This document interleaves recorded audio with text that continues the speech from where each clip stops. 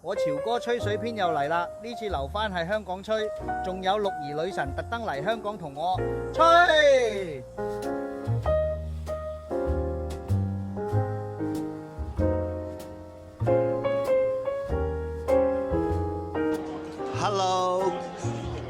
Hello，各位朋友大家好，今日係2月2號，禮拜一，而家係4點4個字。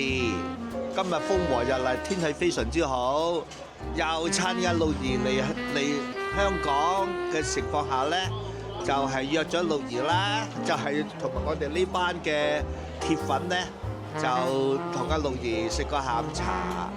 咁我而家呢，就喺呢個太子區嘅一間嘅名寶石餐廳，喺旺角警署隔離，係一間好出名嘅老牌餐廳。走中高檔路線嘅，我幫襯咗好多年㗎啦，就係樣樣嘢咧都好好食，時常爆棚嘅。今日六兒咧就食呢個係牛柳定牛扒啊？牛扒。啊牛扒，呢個牛扒，咁啊呢個牛扒咧幾大塊幾厚，我即刻流口水啊！咁啊我咧就叫呢個咖喱海鮮飯。咁而係嗰啲朋友咧，就都係食嗰啲嗰啲咩麵嗰啲諸如此類啦嚇。咁亦都係食之前咧，我哋嗌咗3份三文魚。